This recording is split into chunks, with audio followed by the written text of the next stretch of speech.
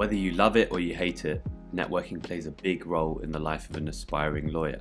It can help you learn about different roles, it can maybe land you a job or get you some work experience, but most importantly, it can give you some really unique information and insight that you can use in your applications and interviews. So I'm going to go over how you can use LinkedIn to network with the lawyers who are working at the firms that you're applying to. These are tips that I've learned through trying and then failing and then trying a few different things that work much better. And I've arranged it into 5 stages that you can follow step by step. So the first thing that you need to do is make a LinkedIn account. I know that most of you probably have a LinkedIn account already. Maybe some of you even saw this video through LinkedIn or found me through LinkedIn, but just for completeness sake, obviously you're going to need a LinkedIn account to be able to use LinkedIn effectively. There's a lot you can do to make your account look really good, and I'm not going to go into all of that in this video. But if that's something you want to hear about, let me know in the comments and I'll put that in another video. But in short, just fill it out with your name, a good display picture, the education that you've had, and the work experience that you've had up to now. The second thing you need to do is to find the right person that you want to connect with. Hopefully by the time you want to start thinking about doing some networking, you'll have an idea of what sorts of firms or which firms specifically you want to apply to. From that stage, then you'll want to try and find the people who are working at those firms. And one piece of advice that I'd give is to try and look for trainees, future trainees, or junior associates at those firms. The first reason for this is that they might just be more likely to reply, but the second and more important reason for this is that they've been through the process that you're going through now more recently than partners or senior associates might have been. And because of that, they're more likely to empathize with your position and might be able to give you more relevant information that can help you in your applications. So the way to find people to connect with is to first head over to LinkedIn and use a search bar at the top to type in the name of the firm that you're interested in. Then, once you've clicked on that firm, you can use the People's tab to just show the list of all the people who are affiliated with that firm. And even then there's another search bar which you should use to type in the title of the person you're looking for, like job description sort of thing. So you would type in maybe trainee, and then it will give you a list of all the trainees who are working at that firm. Now you've got a really narrow list of potential people you could reach out to. So the third step is that you have to make the connection.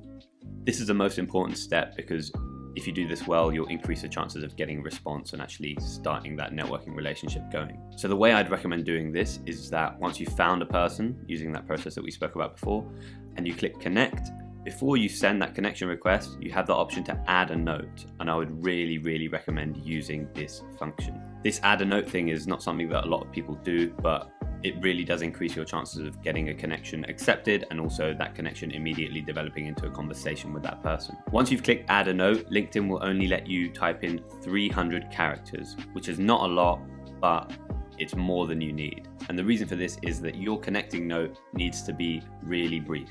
And I'd even say that if you've already connected with a person and you can message them without this 300 character limit, still try and keep that first message within that 300 characters. This is because a shorter message is way more likely to be read and responded to by the other person. So when you're writing that first message, it needs to be short, so less than 300 characters, personal, so you need to explain why you're connecting with them, and direct. So you need to really emphasize what it is specifically that you're hoping to find out. So an example of a message that hits those 3 points could go like this. Hi. I've seen that you've completed a secondment to the CMS Singapore office. I'm applying to CMS and I'm interested in the international secondments. I'd love to hear more about your experience. If you're free for a brief chat, I'd be really grateful. Thanks. So you can see that we've kept this message short. This one was only 289 characters, but that could go up or down depending on the length of your name and their name. We've also made it personal because we've mentioned their experience abroad. And as well as that, we've made it direct. We've said that we want to learn more about their experience of their secondment abroad. And the reason you want to keep it direct is that for the other person, it's much easier to answer a question on something specific than it is, for example, something broad like, why did you pick that firm? Maybe that's something that you can get into later, but I think at this stage, having something more specific is going to increase the chances that they're going to reply, and then from there you can just get the conversation going. The fourth step is to follow up. If the person has replied to you, then that's great. You should follow up just by replying to their reply, and then hopefully a conversation will start from there. But if the person connects with you and hasn't replied to your message within 3 or 4 days, don't take that to mean that they don't want to talk to you. They might have just missed the message or just been really busy. So there's nothing wrong with then sending a polite follow-up message. For example, you could send something like, "Hi, I just wanted to check whether you've had a chance to look at my message yet. I'd really appreciate hearing your perspective on it. If you'd also rather I send my questions here, I'm happy to do that. I understand you must be busy.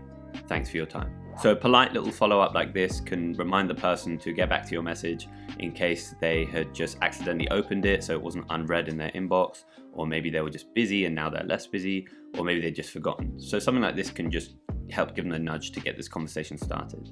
The fifth and final step is to manage your expectations. Even if you followed all the steps I've given you, I'm no master networker, and even if I were, there's nothing that anyone could tell you that will get you 100% success rate in your connections and networking attempts. There could be millions of reasons why the other person hasn't connected with you or replied to your message. They could be having issues in their personal life, they could just be really busy at work, or maybe they just don't really use LinkedIn. And clearly, as you can see, these things that we've just said are completely out of your control. So if after 1 or 2 follow-ups, the person still isn't responding to you, it's important not to get upset or take it personally. All you need to do is keep on going through the process, keep on spending time on writing those good connection notes and first messages, and eventually you'll find people who are willing and able to help. So that's how you can network effectively on LinkedIn. I was going to do a more general how to network video, but I think because of the way that we're all going to be living for the near future, it's more likely the remote networking through websites such as LinkedIn are probably going to be more suitable right now than, how to network in real life. But that's a video I'll still make, but probably just when things are back to normal and you can actually attend real life networking events. As always, let me know what you thought about this video by leaving a thumbs up or a thumbs down, or leaving a comment down below. I always want to hear what you guys think. And if you are enjoying my videos so far, please consider subscribing. I've also got an Instagram page where I'm posting a lot of updates, and I get a lot of video ideas through the messages that I get through Instagram. So you can just jump on that Instagram page and DM me about the topics you want me to cover in future videos. Anyway, I hope you enjoyed this, and I'll catch you next time.